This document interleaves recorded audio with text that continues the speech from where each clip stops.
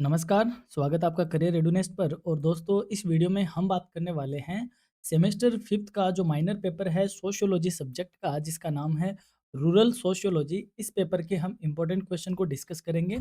और जैसा कि आपको भी मालूम है कि सेमेस्टर 5th पहली बार ही यूनिवर्सिटी कंडक्ट करवाएगी इसकी एग्ज़ाम। तो जो आपका पेपर है, जहाँ तक मेरा अनुमान है कि बहुत ऐसे डीप में नहीं पूछा जाएगा। हो सके तो पेपर थोड़ा-सा लिबरल सा आएगा, थोड़ा-सा आसान सा आएगा। और आप वो बैच है जिसने एनईपी की शुरुआत को देखा है, तो आपके साथ बहुत सारे एक्सपेरिमेंट ऑलरेडी हो चुके हैं। तो कोई बात नहीं, इस पेपर को हम करते हैं शुरू। और इससे पहले आपको इम्पोर्टेंट क्वेश्चन बताएँ, उससे पहले मैं आपको ये बताना चाहूँगा कि सोशियोलॉजी सेमेस्टर 5th का वन शॉट ऑलरेडी अपलोडेड है, तो होप आपने वो देख लिया होगा। अगर आपने वन शॉट क्लास नहीं देखी एक बार, तो आप एक बार वन शॉट क्लास से गो थ्रू हो लिए, क्योंकि वो क्लास देखने के बाद आपको ये क्लास थोड़ी-सी और भी ज़्यादा क्या लगेगी, आसान लगेगी। तो चलिए बिना समय गँवाए बात करते हैं। सबसे पहले यूनिट फर्स्ट के साथ। और हाँ, पीडीएफ आपको हमारी वेबसाइट पे मिल ही जाएगी मिल जाएगी, जिसका लिंक डिस्क्रिप्शन में। तो चलिए करते हैं सेक्शन 1 की शुरुआत यूनिट फर्स्ट के साथ। पहला क्वेश्चन है, व्हाट इज रूरल सोशियोलॉजी, यानी कि ग्रामीण समाजशास्त्र क्या है। Rural sociology is a branch of sociology that is scientifically studies rural society, its structure, culture, institutions, problems and development. यानी कि ग्रामीण समाजशास्त्र समाज शास्त्र की वह शाखा है जो ग्रामीण समाज, उसकी संरचना, उसकी संस्कृति, संस्थाएं, समस्याएं और विकास का वैज्ञानिक अध्ययन करती है। यानी कि रूरल सोशियोलॉजी की बात करें, नाम में ही रूरल लगा हुआ है। तो जो ग्रामीण परिवेश है, वहाँ पर समाज की क्या दशा है, क्या दिशा है, किस तरीके की उसकी संरचना है, कैसे वहाँ पे परिवार की और अदर संस्थाओं की सिचुएशन है, वहाँ के कल्चर को, इन सारी बातों को रूरल सोशियोलॉजी क्या करती है, वैज्ञानिक के तौर पे यानी कि साइंटिफिकली इनका अध्ययन करती है। नेक्स्ट क्वेश्चन है, state the nature of rural sociology, यानी ग्रामीण समाजशास्त्र की प्रकृति बताइए। The nature of rural sociology is scientific, empirical, analytical and applied, focusing on real rural life and practical solutions. यानी कि जो ग्रामीण समाजशास्त्र है, उसकी प्रकृति वैज्ञानिक है, प्रायोगिक है, विश्लेषणात्मक है और अनुप्रयुक्त है, जो कि वास्तविक ग्रामीण जीवन और व्यवहारिक समाधानों पर फोकस करती है या उन पर केंद्रित होती है। तो ये इसकी प्रकृति है, कैरेक्टरिस्टिक्स है। हम ये कह सकते हैं कि वैज्ञानिक पद्धतियों द्वारा अध्ययन करता है। एम्पिरिकल मतलब अनुभवजन्य जो आंकड़े होते हैं, उन पर बेस्ड होती है। एनालिटिकल यानी कि विश्लेषणात्मक होती है। और अप्लाइड मतलब रियल लाइफ सिचुएशन पे अप्लाई होने वाली चीज़ है। तो ये इसकी क्या है, कैरेक्टरिस्टिक्स है। नेक्स्ट क्वेश्चन है, explain the scope of rural sociology, यानी ग्रामीण समाजशास्त्र के कार्यक्षेत्र की व्याख्या कीजिए। यानी कि रूरल सोशियोलॉजी में हम किन किन बातों का या किन किन एरिया का अध्ययन करते हैं। The scope includes rural population, social structure, economy, institutions, problems and rural development programmes. यानी कि इसके कार्यक्षेत्र में ग्रामीण जनसंख्या, सामाजिक संरचना, अर्थव्यवस्था, संस्थाएं, समस्याएं और ग्रामीण विकास कार्यक्रम शामिल है। या यूँ कहें अपन जो अपनी रूरल इकोनॉमी होती है, रूरल एरिया की जो अपन बात करें, इकोनॉमिक्स होती है, वो सारी की सारी सोशियोलॉजी यानी रूरल सोशियोलॉजी में स्टडी की जाती है। नेक्स्ट क्वेश्चन है, mention the significance of rural sociology, यानी ग्रामीण समाजशास्त्र का महत्व है बताइए। Rural sociology helps in understanding rural life, farming development policies, sorry framing development policies, reducing inequalities and promoting social change. यानी ग्रामीण समाजशास्त्र ग्रामीण जीवन को समझने में सहायक है, साथ ही में ग्रामीण विकास से संबंधित नीतियां बनाने में सॉरी, और जो असमानताएं हैं ग्रामीण परिवेश में, उनको कम करने में और साथ ही में सामाजिक परिवर्तन को बढ़ावा देने में मददगार साबित होती है। इस मामले में रूरल सोशियोलॉजी का महत्व देखने को मिलता है।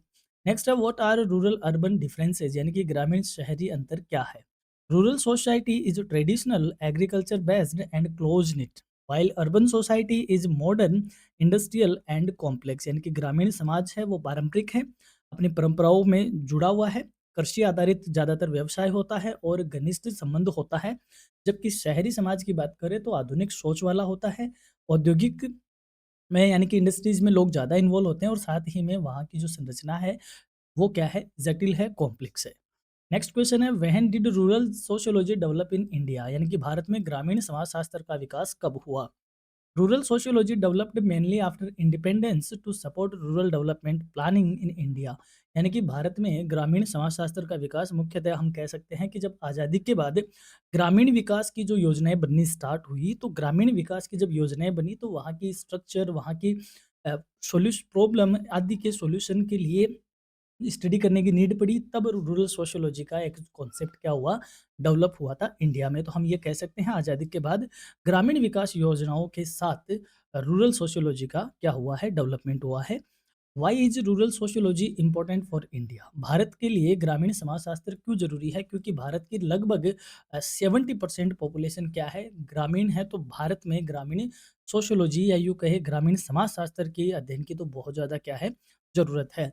Rural sociology important because India is largely rural and it helps address village problems and development needs. यानी कि ग्रामीण समाजशास्त्र भारत के लिए इसलिए महत्वपूर्ण है क्योंकि भारत मुख्यतः ग्रामीण देश है और यह गाँव की समस्याओं और विकास आवश्यकताओं को समझने में मदद करता है। इसलिए इंडिया में रूरल सोशियोलॉजी का इम्पोर्टेंस ज़्यादा है। अब हम बढ़ते हैं यूनिट सेकंड की ओर, जिसमें हम रूरल सोशल स्ट्रक्चर और इंस्टीट्यूशन को देखेंगे। पहला एक क्वेश्चन है, what is the rural social structure? यानी कि ग्रामीण सामाजिक संरचना क्या है?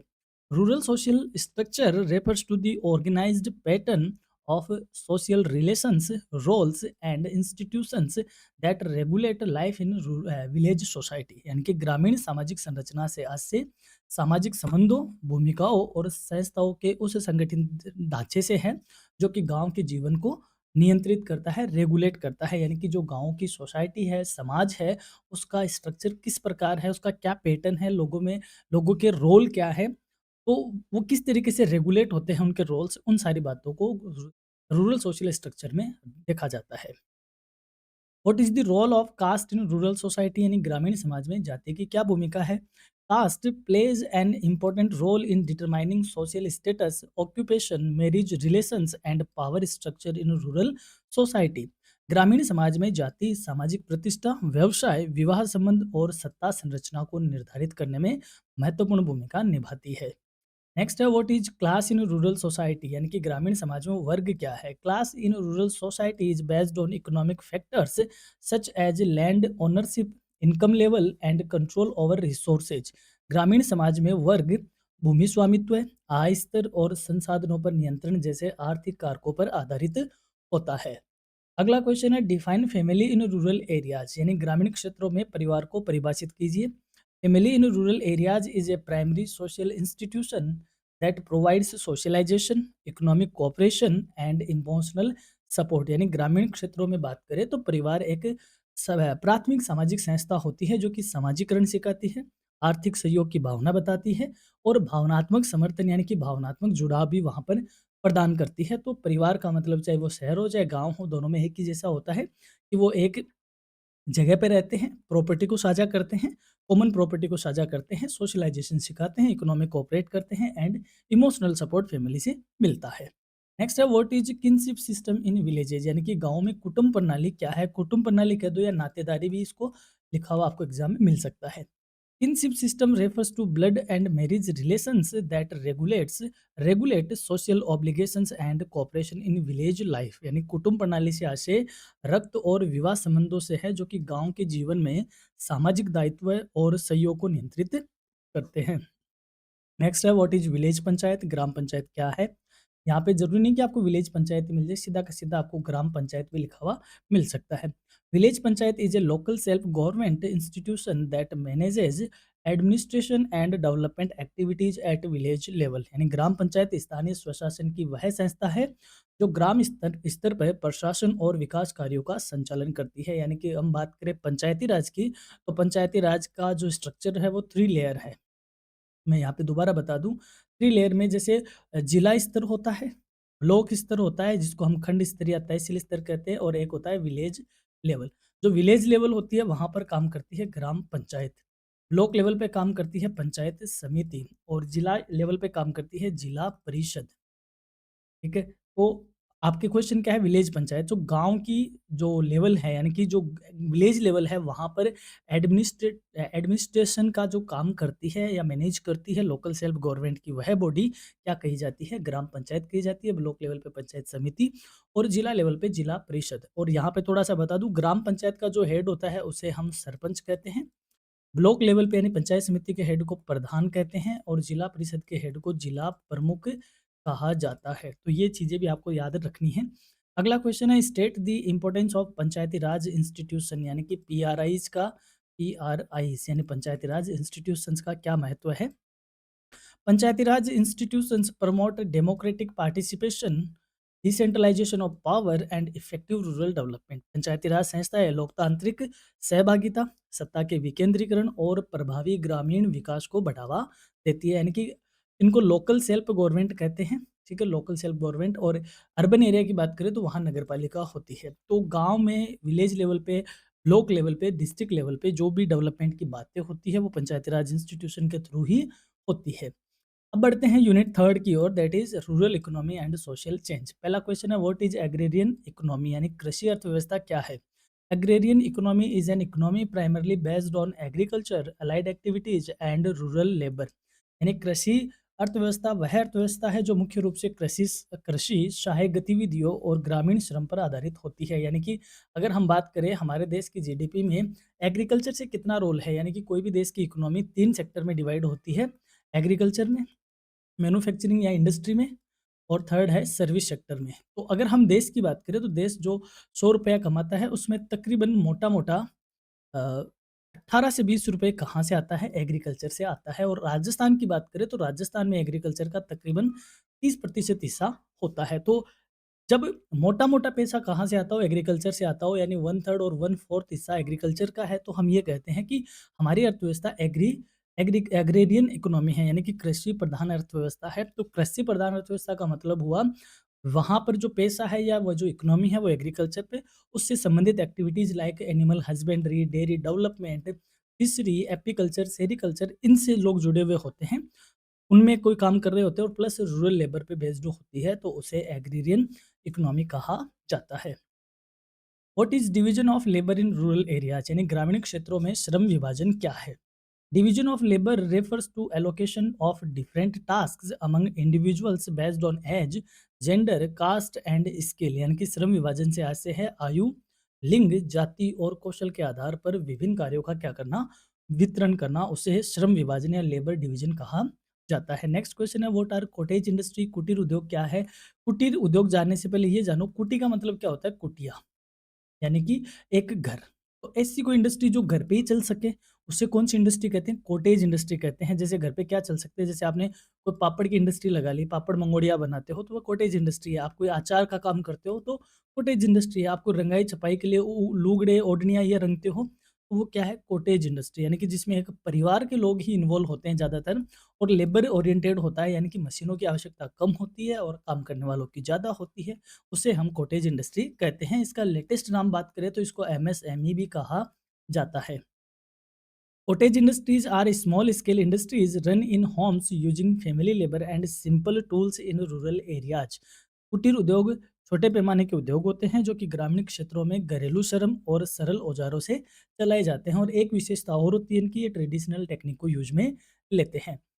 नेक्स्ट क्वेश्चन है what is the green revolution. हरित क्रांति क्या है? यानी कि हम बात करें 1966 टू 1969, इस बिटवीन जब हमने अपने एग्रीकल्चर प्रोडक्शन में जो भयंकर वाला हमने परिवर्तन लाए थे और हम प्रोडक्शन बढ़ाए थे, इससे फर्टिलाइजर्स यूज करके, पेस्टिसाइड यूज करके और अच्छे उत्पादन देने वाले बीजों को यूज में लेकर जो हमने एग्रीकल्चर का प्रोडक्शन बढ़ाया था, उस काम को या उस एक्शन को ग्रीन रिवॉल्यूशन का नाम दिया गया है।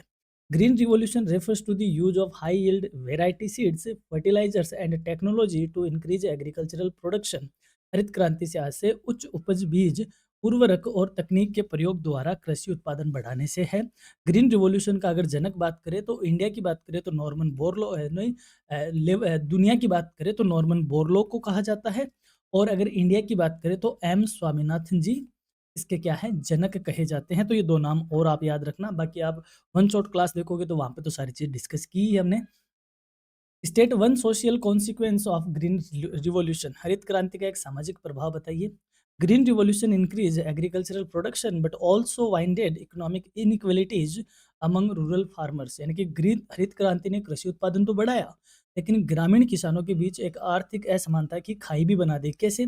जिनके पास ज़्यादा ज़मीनें थी, जो जमींदार टाइप के किसान थे, उनके पास प्रोडक्शन ज़्यादा हुआ तो वह धनी किसान बन गए, और जिनके पास बेचारों के पास ज़मीन कम थी, कर्ज़े-वर्ज़े ज़्यादा थे, तो वह गरीब के गरीब ही रहे। तो किसान भी 2 कैटेगरी में डिवाइड हो गए, एक अमीर वाले किसान और एक गरीब वाले किसान। ये इसका एक कॉन्सिक्वेंस आप बता सकते हो।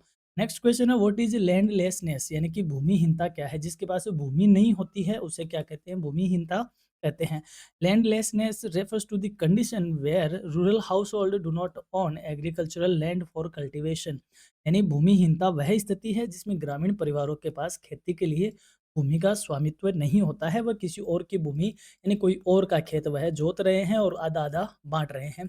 उसको हम लैंडलेसनेस कहते हैं, यानी कि खुद का खेत नहीं होना। नेक्स्ट क्वेश्चन है, why does migration occur in rural areas, यानी कि ग्रामीण क्षेत्रों में पलायन क्यों होता है? पलायन होगा तो कहाँ जाएँगे? शहरों में जाएँगे। भाई मुझे ये बताओ, शहरों में क्यों जाएँगे? वहाँ पर काम है डेफिनिटली। क्या वहाँ पर मतलब और भी कई तरीके की आपको बेसिक फैसिलिटीज़ मिल जाती है, चाहे वो हेल्थ को ले रिलेटेड मान लो, चाहे एजुकेशन को ले लेकर मान लो। तो इस तरीके की सुविधाओं के लिए लोग गाँवों को छोड़कर कहाँ जाते हैं? शहरों की तरफ जाते हैं। इसे हम माइग्रेशन कहते हैं, पलायन कहते हैं। Migration occurs due to poverty, unemployment, landlessness and lack of basic facilities in rural areas। ग्रामीण क्षेत्रों में गरीबी, बेरोजगारी, भूमिहीनता और मूलभूत सुविधाओं की कमी के कारण लोग शहरों की ओर पलायन करते हैं। ये थी अपनी थर्ड यूनिट। अब हम बात करेंगे यूनिट फोर्थ की, जो है कि rural development and contemporary issues के regarding. What is MNREGA? Star mark लगा लो, मनरेगा आपके एग्जाम में छपेगा। मनरेगा का पूरा नाम याद रखो, महात्मा गांधी, एमजी महात्मा गांधी से रिलेटेड है। Mahatma Gandhi national rural employment guarantee act.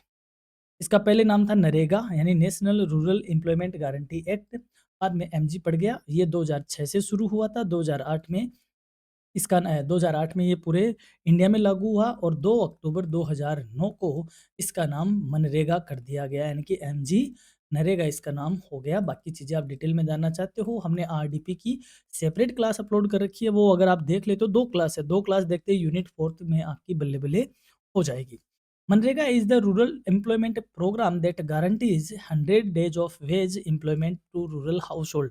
यानी मनरेगा एक ग्रामीण रोजगार कार्यक्रम है जो ग्रामीण परिवारों को 100 दिनों की मजदूरी का रोजगार सुनिश्चित करता है। यानी कि दुनिया का ऐसा पहला एक्ट या इतना बड़ा एक्ट, एशिया का तो पहला है ये, शायद दुनिया का भी ये सबसे बड़ा एक्ट ही होगा, जो कि 1 साल में 100 दिनों की गारंटीड आपको जॉब देता है कि हाँ, 100 दिनों में आपको मज़दूरी का काम हम देंगे आपको। आपको अप्लाई करना होगा अपनी पंचायतों के थ्रू और इसमें 14 दिन से आपको आपकी ध्यान की या मज़दूरी मिल जाती है। अनस्किल्ड काम करवाया जाता है, कोई स्पेशल आपके लिए स्किल्ड की ज़रूरत नहीं होती। इसका जो मेन डॉक्यूमेंट होता है दैट इज़ जॉब कार्ड, एक जॉब कार्ड मिलता है आपको, ठीक है? एक परिवार का एक जॉब कार्ड होता है, तो इस तरीके से आप इसको डिटेल में पढ़ो। What is NRLM? एनआरएलएम का पूरा नाम याद रखना, नेशनल रूरल लाइवलीहुड मिशन, यानी राष्ट्रीय ग्रामीण आजीविका mission. NRLM is a program aimed at poverty reduction through self-help groups SHG जिसको बोलते हैं and livelihood promotion in rural areas, यानी कि राष्ट्रीय ग्रामीण आजीविका मिशन ग्रामीण क्षेत्रों में स्वयं सहायता समूह और आजीविका संवर्धन के माध्यम से गरीबी उन्मूलन का क्या करता है? कार्य करता है। यानी कि जैसे कुछ औरतें मिल गई, सेल्फ हेल्प ग्रुप बना लिया, उनको फाइनेंस सरकार करवा देती है एनआरएलएम के थ्रू, और वह कोई एक्टिविटी करते हैं, आर्थिक गतिविधि करती है और उससे 2 पैसे कमाती है। यानी कि गरीबी को तो कम करना ही करना, साथ में सेल्फ हेल्प ग्रुप बनाकर अपनी लाइवलीहुड को चलाना, ये इसका क्या है? मेन उद्देश्य है। What is PMGSY? पीएमजीएसवाई का पूरा नाम प्रधानमंत्री ग्रामीण सड़क योजना। PMGSY is a rural road development programme to improve connectivity in rural areas. ग्रामीण क्षेत्रों में संपर्क सुधारने के लिए सड़क विकास कार्यक्रम है कौन? पीएमजीएसवाई। नेक्स्ट नेक्स्ट है, state the role of NGOs in rural development. ग्रामीण विकास में एनजीओ की क्या भूमिका है? NGOs support rural development by providing education, health services, awareness and community participation. NGOs शिक्षा, स्वास्थ्य सेवाएं, जागरूकता और सामुदायिक सहभागिता प्रदान करके ग्रामीण विकास में सहयोग का कार्य करते हैं। नेक्स्ट क्वेश्चन है, what is the role of cooperatives in village, यानी कि गांव में सहकारी संस्थाओं की क्या भूमिका है? पहले तो कोऑपरेटिव को समझो। कोऑपरेटिव क्या होता है? One for all and all for one. ये इसका क्या है? All for one. ये इसका स्लोगन है, यानी एक सबके लिए, सब एक के लिए। तो कोऑपरेशन के साथ, तो ये जो कोऑपरेटिव सोसाइटीज होती है उनका गाँवों के विकास में या गाँव में इनकी क्या भूमिका है? Cooperatives help farmers by providing credit, inputs, marketing facilities and collective support, यानी कि सहकारी संस्थाएं किसानों को ऋण, संसाधन, विपणन सुविधाएं और सामूहिक सहयोग प्रदान करती है। आपने एक नाम भी सुना होगा, कोऑपरेटिव बैंक, तो वह भी इन संस्थाओं का ही क्या है? एक पार्ट। नेक्स्ट क्वेश्चन है, why is education important in rural India? ग्रामीण भारत में शिक्षा क्यों जरूरी है? यानी कि पढ़ेगा इंडिया तभी तो आगे बढ़ेगा इंडिया। ये स्लोगन हमने, या डायलॉग हमने खूब सुना है। तो क्योंकि रूरल इंडिया ज़्यादा जरूरी है एजुकेशन, क्योंकि एजुकेशन से बाकी सारी चीज़ें क्या होती है? गरीबी हुई, बेरोजगारी हुई, उन सब का हल मिलता है। Education improves awareness, skills, employment opportunities and social development in rural areas. शिक्षा ग्रामीण क्षेत्रों में जागरूकता, कौशल, रोजगार के अवसर और सामाजिक विकास को बढ़ावा देने का कार्य करती है, इसलिए जरूरी है। What are environmental changes in rural areas? ग्रामीण क्षेत्रों में पर्यावरणीय चुनौतियाँ क्या है? Environmental challenges include soil degradation, water scarcity, deforestation, and climate change effects. पर्यावरणीय चुनौतियों में बात करें तो मृदा का कटना, यानी कि मृदा अपरदन, जल संकट, वनों की अंधाधुंध कटाई और जलवायु परिवर्तन जैसे प्रभाव शामिल है। अब ये चाहे रूरल एरियाज की हो, चाहे शहरी एरिया की हो, सबके साथ ये ऐसी दिक्कत है। तो एनवायरमेंट चैलेंज तो यही है। ये था अपना सेक्शन ए। अब हम बढ़ेंगे सेक्शन बी की ओर। सेक्शन बी में हम जानेंगे बड़े वाले क्वेश्चन। देखो, मैं सारे क्वेश्चन अगर यहाँ पे वापस पढ़ के सुनाऊँगा तो क्लास बेवजह ही बड़ी हो जाएगी। क्वेश्चन बता देता हूँ। Explain the nature and scope of rural sociology. ग्रामीण समाजशास्त्र की प्रकृति और कार्यक्षेत्र की व्याख्या कीजिए। इंपॉर्टेंट क्वेश्चन है, आपको ये पढ़ना ही है। इसका आंसर साथ में मैंने रखा है। ठीक है। Discuss the significance of rural sociology. ग्रामीण समाजशास्त्र के महत्व पर चर्चा कीजिए। ये भी एक अच्छा क्वेश्चन है। एक्सप्लेन रूरल अर्बन डिफरेंसेज, यानी ग्रामीण शहरी अंतर की व्याख्या करो। और नेक्स्ट क्वेश्चन सेकंड यूनिट से है, explain the role of caste and class in rural sociology society. ये एक अच्छा क्वेश्चन है कि जाति और वर्ग की भूमिका की व्याख्या कीजिए ग्रामीण समाज में। Discuss the role of family and kinship in village life. ग्राम जीवन में परिवार एवं कुटुंब की भूमिका पर चर्चा कीजिए। बहुत अच्छा क्वेश्चन है। देखो, अच्छे क्वेश्चन है, वही यहाँ पे हम लेके आए हैं। Explain the importance of Panchayati Raj institution. Panchayati Raj संस्थाओं के महत्व की व्याख्या कीजिए। देखो, पंचायती राज आपके सिलेबस में है और पंचायती राज की हमने एक सेपरेट वीडियो बना रखी है। ठीक है, वो वीडियो का मैं आपको लिंक दे रहा हूँ एंड स्क्रीन पे। तो एंड स्क्रीन पर डिस्क्रिप्शन में लिंक दे रहा हूँ। आप वो पंचायती राज की वो एक सिंगल वीडियो वो देख लो। आपका पंचायती राज से रिलेटेड एक 20 नंबर का क्वेश्चन वो क्लियर हो जाएगा। साथ ही में छोटा 10% वाला क्वेश्चन भी हो जाएगा। यानी एक वीडियो देखने से आपके 30 नंबर पक्के हो रहे हैं। एक तो वो देख लो, इसके अलावा रूरल डेवलपमेंट वाले वीडियो देख लो, 30 नंबर वहाँ से हो रहे हैं। तो 60 नंबर तो दो उन क्लासों से हो गए। बाकी बच्ची खुशी काम वन शॉट और इंपॉर्टेंट क्वेश्चन कर ही देंगे। तो आपको वो भी देखने चाहिए। यूनिट 3 की ओर बात करें तो explain the main features of agrarian economy. कृषि अर्थव्यवस्था की मुख्य विशेषताओं की व्याख्या करो। Discuss the social consequences of green revolution. Green revolution भी आपके लिए इंपॉर्टेंट है, पूछा जा सकता है। Explain the causes of landlessness, poverty and migration in rural areas. एक अच्छा क्वेश्चन आपको देखने को मिलेगा। फोर्थ यूनिट की बात करें तो मनरेगा आपको अच्छे से पढ़ना है। मनरेगा आपसे पूछा ही जाएगा। फिर है एनजीओ एंड कोऑपरेटिव सोसाइटीज का रूरल डेवलपमेंट में क्या रोल है, ये भी बढ़िया ही क्वेश्चन है। Explain contemporary issue in rural India. अगर थोड़ा टेक्निकल पेपर बना तो इस तरीके के क्वेश्चन भी आपसे पूछे जा सकते हैं। सी सेक्शन के भी क्वेश्चन मैंने रखे हैं, विद आंसर है, बड़े आंसर है। तो ये पीडीएफ आपको पता ही है कहाँ मिलनी है। आप वेबसाइट पे जैसे विजिट करोगे, आप सेमेस्टर 4 के स्टडी टैब में आप जाओगे, स्टडी मटेरियल वाली टैब में आप जाओगे, तो सेमेस्टर 5th का जो फ़ोल्डर है वहाँ पर आपको ये पीडीएफ अवेलेबल हो जाएगी, तो वहाँ से आप इसको एक्सेस कर सकते हो। तो दोस्तों, ये थी अपनी सोशियोलॉजी के जो रूरल सोशियोलॉजी है सेमेस्टर 5th के माइनर पेपर के इम्पोर्टेंट क्वेश्चन की क्लास। वन शॉट इसका ऑलरेडी अपलोडेड है। होप आप वहाँ ज़रूर इसको विजिट करोगे ताकि आपका और भी अच्छा एग्ज़ाम में आपको सपोर्ट मिल सके। तो ये था हमारी तरफ से प्रयास आपके लिए। तो क्लास कैसी लगी एज़ यूजुअल आप कमेंट करके बताओगे ही। एग्ज़ाम देकर आने के बाद भी कमेंट करो कि कैसे हेल्प करी क्लास ने। और हमारी ओर से एग्ज़ाम के लिए आपको बहुत-बहुत शुभकामनाएँ। आप ऐसे ही पढ़ते रहे, ऐसे ही अच्छा स्कोर करते रहे और करियर रेडीनेस पर आप अपनी प्रेज़ेंस हमेशा बनाए रखें। Have a nice day. Thank you.